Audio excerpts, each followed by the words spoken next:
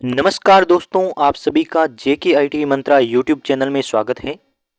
एक ऐसी वैकेंसी जिसका वर्ष 2023 की शुरुआत से इंतजार है, वर्ष 2022 के एंड से इंतजार है और वो भर्ती आप सभी के सामने है। आ चुकी है रेलवे एएलपी की वैकेंसी। एएलपी यानी कि असिस्टेंट लोको पायलट। कुछ बच्चों ने इसकी तैयारी बहुत टाइम पहले से शुरू कर दी है और कुछ बच्चे वैकेंसी का वेट कर रहे थे, तो अब आपके इंतजार की घड़ियां खत्म होती हैं। वैकेंसी आ चुकी है, चलिए कंप्लीट इस पर बात करेंगे। क्या क्राइटेरिया है, क्या क्या क्वालिफिकेशन है, सारा जो नोटिफिकेशन आपके पास है। शॉर्ट नोटिफिकेशन कल जारी हो चुका था, लेकिन आज पूरा एकदम फुल नोटिफिकेशन आ गया है और फुल नोटिफिकेशन पर डिटेल से बात करेंगे। वैसे तो क्लासेज पहले भी स्टार्ट की थी, अच्छा रिव्यू नहीं मिला, अच्छा रिस्पॉन्स नहीं मिला, तो क्लासेज बंद होगी, लेकिन आगे से अब क्लासेज कंटिन्यू होगी, क्योंकि ये एक ऐसी वैकेंसी मानी जाती है इसमें फॉर्म भरने वाला हर बच्चा सेलेक्ट होता है। आज नहीं तो कल जब वेटिंग लिस्ट निकलती है ना, तब इसमें सेलेक्ट हो जाते हैं बच्चे, तो आपको अपना बेटर देना है। चलिए शुरुआत करते हैं। वैकेंसी आपके SEN के नाम से आती है और कंप्लीट मैं आपको बताऊं, government of India, ministry of railway, railway recruitment board RRB, इस प्रकार से वैकेंसी आती है। 1/2024 CEN नंबर दे रखा है और कंप्लीट देखिए। पहले तो इनका नोटिफिकेशन देने का तरीका देखिए, एकदम मोटिवेशनल दिया है। Recruitment of assistant loco pilot ALP, ALP की वैकेंसी है और इसमें देखिए कितना मोटिवेशनल दिया है। एक ट्रेन चलाते हुए दिखा रहा है, तो ये आपकी ट्रेन चलाते हुए यानी कि असिस्टेंट लोको पायलट यानी कि ट्रेन को चलाने वाले होते हैं। अब देखिए इसमें क्या है, आप भी असिस्टेंट लोको पायलट ALP बन सकते हैं। कंप्लीट आपको स्ट्रेटेजी पता करनी है और आपको नोटिफिकेशन पढ़ना है और अप्लाई भी करना है। देखिए क्या है, ओपनिंग डेट कल से शुरू हो रहे हैं फॉर्म 20 तारीख से और एंड वाली 19 फरवरी है, यानी कि पूरा पूरा एक महीना आपको दे रहा है फॉर्म अप्लाई करने के। फॉर्म अप्लाई एक महीने चलेंगी। Date of mode of please ये आपकी देख लीजिए, ये आपकी ये टाइम रहेगा कि करेक्शन करने का फॉर्म में टाइम है 20 से 29 फरवरी तक का टाइम देगा कि आप करेक्शन कर सकते हैं अपने फॉर्म में कोई भी। और उसमें देखिए क्या है, कंप्लीट आगे दे रखा है असिस्टेंट लोको पायलट लेवल 2 में रखा जाता है, जो आपका केंद्र सरकार का पेमेंट का 7वां जो लेवल है, यानी कि लेवल इन 7th CPC, उसमें आपकी लेवल 2 में रखा जाता है, जिसकी बेसिक शुरू होती है आपकी 19,900 से और आपकी मेडिकल स्टैंडर्ड A1 रखता है। और एज इन्होंने रखी है 1/7/2024 के अकॉर्डिंग, यानी कि जुलाई 7वां महीना होता है ना, तो 7वें महीने के अकॉर्डिंग आपकी शुरू एज काउंट की जाएगी और वो होनी चाहिए आपकी 18 से 30 वर्ष की एज वाले अप्लाई कर पाएंगे।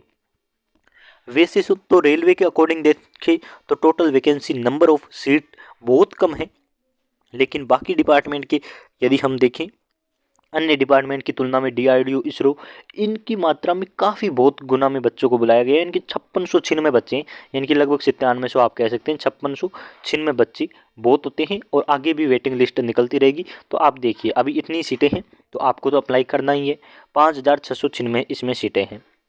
और आगे देखिए कंप्लीट इस नोटिफिकेशन को आपको पढ़ना है, जो भी आपसे संबंधित बातें हैं वो आपको पढ़ना है। मैं तो मेन बातें बताऊंगा और ये नोटिफिकेशन आपको हमारे टेलीग्राम पर मिल जाएगा। टेलीग्राम से डाउनलोड कीजिए, टेलीग्राम का लिंक दे रखा है डिस्क्रिप्शन में। अब देखिए इसमें क्या दे रखा है कि 29/2 को सेल नोट इंटरनेट, ये आप पढ़ लीजिए। इसमें कहा है short listing a candidate for second CBT, यानी कि जो भी आपका सिलेक्शन होता है वो आपको पता है कैसे होता है। CBT एग्जाम लिए जाते हैं और CBT 1 CBT 2 ऐसे करके एग्जाम लिए जाते हैं। जनरल इंस्ट्रक्शंस आपको पढ़ने, मैं आपको मेन बातें बताऊंगा। जो छूट मिलती है आपको एज में, वो सारी छूट मिलेगी। यानी कि ये आई साइट फिजिकल टेस्ट में आपकी ये होता है कि विजन आई विदाउट ग्लास आपकी होना चाहिए, 6/6 होना चाहिए। नियर 0.6 होना चाहिए विदाउट ग्लासेज, यानी कि ये आपका आई का स्टैंडर्ड चेक करते हैं रेलवे में। कलर ब्लाइंड आप नहीं होने चाहिए, यानी कि आपको सही से रंगों का पता होना चाहिए, वो तो आपसे बातें रखते हैं। आप भारत की, नेपाल की, भूटान की नागरिक हो सकते हैं। ये इन्होंने रखा है कि कहाँ कहाँ के लोग अप्लाई कर पाएंगे, यानी कि कोई होता है नेपाल से यहाँ का रहने लग जाता है, यहाँ की सिटीजनशिप ले लेता है, तो वो अप्लाई कर पाएगा। एज इन्होंने रखी है 18 से 30 वर्ष। और छूट में क्या कहा है, SC ST को 5 वर्ष की छूट, OBC को, जो नॉन क्रीमिलियर में आते हैं, उनको 3 वर्ष की छूट, और ये आपकी एक्स सर्विसमैन के लिए छूट रखी गई है। और ये आप देख सकते हैं ग्रुप C में जो भी है आपकी, वो यहाँ लिखा गया है। Course completed act apprenticeship applying for the post with minimum qualification ITI आपका होना चाहिए, तो वो अप्लाई कर पाएगा। तो ITI के लिए इन्होंने रखा गया है। एग्जाम की फीस पर यदि हम बात करें, यानी कि फॉर्म की जो फीस है वो, तो इन्होंने कहा है फॉर द ऑल कैंडिडेट, यानी कि सारे जो कैंडिडेट है उनसे 500 रुपये लिए जाएंगे। Out of the fees of 500 an amount of RSO, यानी कि 400 रिफंडेड बाई आपकी अपेयरिंग इन स्टेज 1, यानी कि इन्होंने कहा है कि आपको फॉर्म भरते समय 500 रुपये फीस भरनी होगी। यदि आप CBT 1 देते हैं तो आपके 400 रुपये अकाउंट में आ जाएंगे, वरना 500 कट जाएंगे। और जो बच्चे आपकी SC ST एक्स सर्विसमैन से हैं और फीमेल है, उनसे आपके 250 रुपये लिए जाएंगे, और आपकी द फीस ऑफ 250, यानी कि आपके पूरे के पूरे जो 250 रुपये हैं वो बैंक में आ जाएंगे यदि आप स्टेज 1 का पेपर देते हैं तो, और ऊपर वाले के 500 में से 400 आ जाएंगे, यानी कि जो EWS आपकी जनरल है, OBC है, उनसे 100 रुपये फीस वैसे ली जाएगी, और अभी आपको 500 अप्लाई करना है। आपके जो CBT 1 में जाएगा उसी के जो एग्ज़ाम फीस है वो रिफ़ंड होगी, वरना आपकी रिफ़ंड नहीं होगी। ऑनलाइन आप पेमेंट कर सकते हैं, debit card, credit card, UPI, जो भी आपको ऑप्शन मिले वहाँ से पेमेंट कर सकते हैं। और क्या है, कंप्लीट जो भी है वो आपको पढ़ लेना है यहाँ से। कंप्लीट रिफ़ंड वाला है, उसके बाद वर्टिकल वेरिफिकेशन है, यानी कि मेन बातें जो आपसे रिलेटेड है वो आपको पढ़नी है। मैं तो बस छोटी छोटी EWS वाले को ये चीज़ें पढ़ लेनी है, और एक्स सर्विसमैन को यहाँ से पढ़ना है। रिक्रूटमेंट प्रोसेस में बताऊँ, यानी कि सिलेक्शन कैसे होगा वो मैं आपको बताऊँ, तो वो इन्होंने लिखा है कि एक candidate can apply to only 1 RRB, आपको एक RRB से अप्लाई करना है, यानी कि जो रेलवे रिक्रूटमेंट बोर्ड है वहाँ से अप्लाई करना है। 1 online application has to be submitted, यानी कि एक ही फॉर्म अप्लाई होगा। The recruitment process cell compromise of the following stage, पहले आपका CBT 1 होगा, फिर CBT 2 होगा, यानी कि पहला कंप्यूटर बेस्ड टेस्ट, फिर कंप्यूटर बेस्ड टेस्ट, फिर आपका होगा computer based aptitude based test, यानी कि केवल नॉन टेक वाला होगा, फिर होगा आपकी डॉक्यूमेंट टेस्ट, फिर होगा आपकी मेडिकल। ये 5 स्टेज के बाद आपको नौकरी मिलेगी, और कंप्लीट आपको पढ़ लेना है। ये आपकी CBT 1 क्या होगा यहाँ से आपको देखना है, क्योंकि यहाँ से आपके सिलेक्शन की क्राइटेरिया शुरू होता है। तो इसे कंप्लीट से देखिए। वीडियो थोड़ा लंबा होगा, लेकिन लंबा वीडियो करेंगे क्योंकि रेलवे जैसी वैकेंसी 5-7 सालों में एक बार देखने को मिलती है, तो ऐसा वीडियो लंबा बनाना है। वैसे तो आप हर जगह से देख लेते हैं कि हाँ वैकेंसी आ गई, लेकिन हमें भी कुछ आपके लिए कंटेंट देना है, तो आप इसे देखिए। जब रेगुलर क्लासेज हो जाएगी तो आपको पता चलना चाहिए कि सिलेबस क्या है, तो आप इसे फिर से देख सकते हैं। फर्स्ट स्टेज CBT 1, यानी कि पहला जो पेपर होगा उसमें क्या होगा, CBT 1 will only be screening exam for the short listed eligible candidate for CBT 2, यानी कि जो बच्चे पूरे फॉर्म अप्लाई करेंगे उन्हें CBT 1 एग्जाम देना है। CBT 1 जो क्वालिफाई कर लेगा उनकी एक लिस्ट निकलेगी, वही जो लिस्ट में जिसका नाम है वही CBT 2 एग्जाम दे पाएंगे। तो CBT 1 केवल यानी कि क्वालिफाई करना है, उसे पास करना है, यानी कि शॉर्ट लिस्टेड में जाना है। The marks of CBT 1 shall not be counted while preparing the final panel, यानी कि लास्ट जो आपकी मेरिट लिस्ट बनेगी उसमें पहले एग्जाम के नंबर काउंट नहीं किए जाएंगे। ये केवल जैसे बार्क में प्री हुआ था ना, वैसे ये एग्जाम है। आगे है candidate belonging to OBC SC ST who are short listed for CBT 2 by availing relaxed standard of the age shall continue to be treated as candidate of their respective reserved communities only for all, यानी कि ये इन्होंने कहा है कि आप CBT 1 में अपनी जो CBT 2 के लिए आप शॉर्ट लिस्ट किए जाओगे तो आप अपनी कैटेगरी के अकॉर्डिंग ट्रीट किए जाओगे, फिर आप अनरिजर्व की सीट नहीं ले सकते। तो यदि आप मान लेते हैं ये क्या रखेंगे कि OBC SC ST वालों को 30% मार्क्स मान लो बनाने हैं, तो यदि आपने पहले में 30% ही बनाई तो आप फिर आगे जितने भी एग्जाम होंगे उसमें अनरिजर्व नहीं सीट ले सकते, तब आपको अपनी कैटेगरी की सीट मिलेगी। यदि आपको अनरिजर्व सीट भी फाइट करनी है तो आपको वो क्राइटेरिया पहले एग्जाम में देना है जो अनरिजर्व वाले बच्चे रखते हैं, यानी कि 40% 50% वो वाला आपको। ये देखिए यहाँ रख दिया ना इन्होंने 40%, तो आप देख सकते हैं, मैं वही कह रहा था आपको। एग्जाम पहले का पेपर का एग्जाम क्या रखा गया है, तो पहले का रखा है 60 मिनट का समय, 75 क्वेश्चन, एक क्वेश्चन 1 नंबर का होगा, और 1/3 आपकी नेगेटिव मार्किंग भी रखी है। सही है, बहुत अच्छा पेपर है। Normalisation of marks will be done for CBT 1, CBTs is held in multiple shift. Normalisation होगा मिनिमम पास करने का परसेंट है अनरिजर्व ईडब्ल्यूएस के लिए 40%, ओबीसी के लिए 30%, एससी के लिए 30%, एसटी के लिए 25%। तो ये इन्होंने रखा है, यानी कि पहले पेपर को पास करने का क्राइटेरिया ये है। मान लेते हैं कोई एससी वाला यानी कि एसटी वाला बच्चा 25% से सीबीटी 1 में पास करता है, तो फिर वह आगे एससी एसटी का ही रहेगा, वो अनरिजर्व नहीं हो सकता। यदि कोई एसटी का बच्चा 40% से पास होता है पहले एग्जाम में और उसने एज में छूट नहीं ली है, तो वो आगे फिर अनरिजर्व सीट भी फाइट करेगा, अपनी सीट भी फाइट करेगा, तो उसके लिए सिलेक्शन के 2 गुने चांस हो जाते हैं।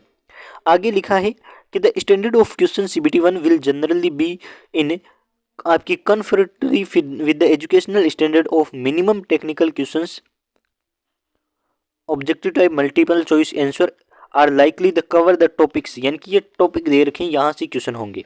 इसका मैं अलग से वीडियो बनाऊंगा सिलेबस क्या है। तो बोर्ड मास डेसिमल ये वाली सब्जेक्ट है, इससे क्वेश्चन आएंगे। Mental ability, math, mental ability यानी कि रीजनिंग, साइंस और जीके, इनके टॉपिक रहेंगे सीबीटी 1 में। फिर आगे सीबीटी 2 के लिए इन्होंने लिखा है, यही है सीबीटी 1 के अकॉर्डिंग लिस्ट बनेगी।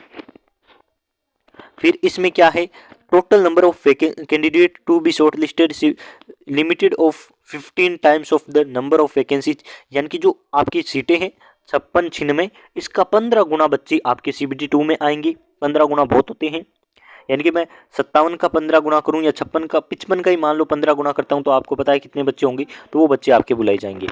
फिर आगे है railways reserve to right to increase और decrease the limit of required, यानी कि रेलवे के पास ये अधिकार है कि वो 15 गुना बुलाए या 10 गुना बुलाए, वो अपने अकॉर्डिंग ऊपर नीचे कर सकता है।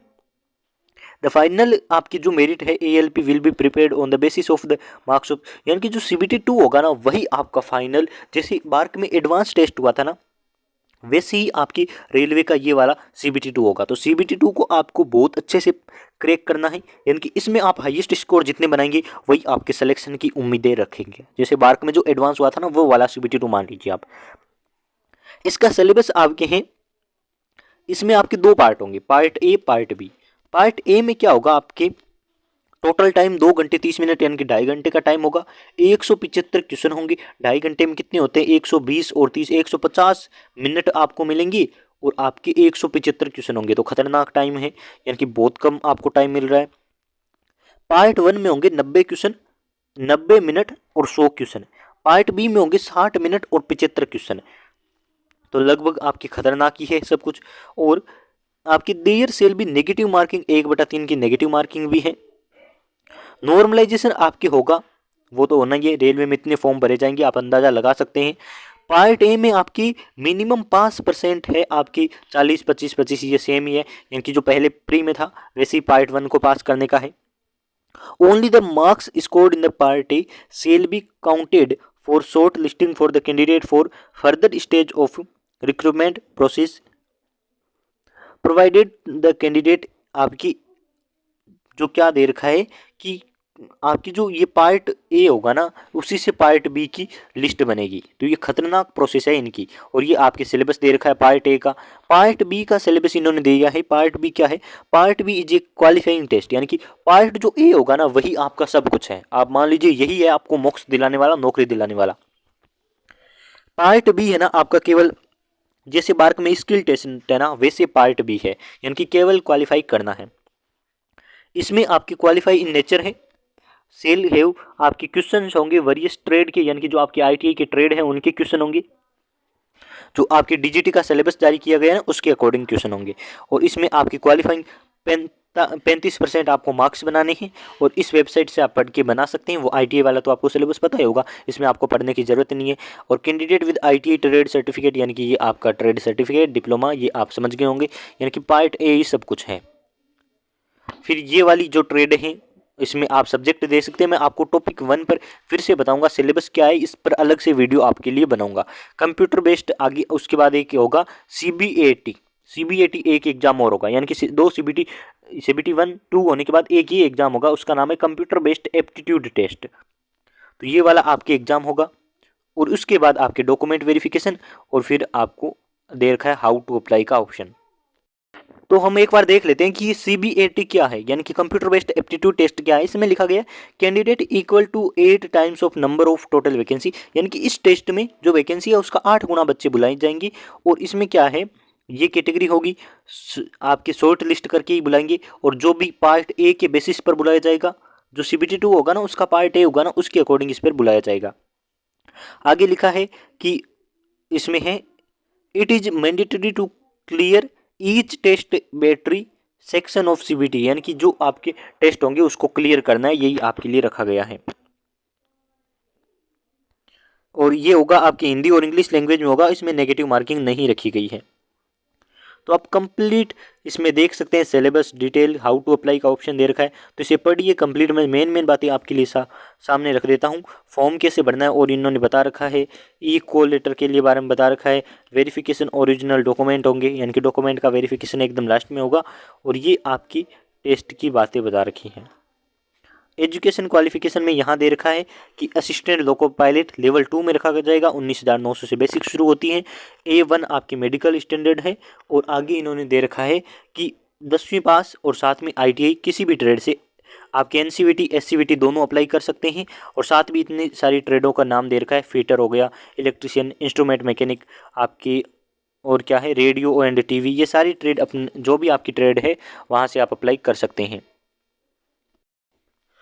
साथ में इसे लिखा गया यदि आपके पास ये है तो भी अप्लाई कर सकते हैं। दूसरा है कि आपकी 10वीं उसके साथ आपकी कोई भी कोर्स यानी कि कर रखा है, अप्रेंटिसशिप वाला कोई कोर्स एक्ट कर रखा है वो वाला, या फिर 10वीं के साथ डिप्लोमा कर रखी है 3 साल की इन 3-4 ट्रेडों में, तो भी आप अप्लाई कर सकते हैं।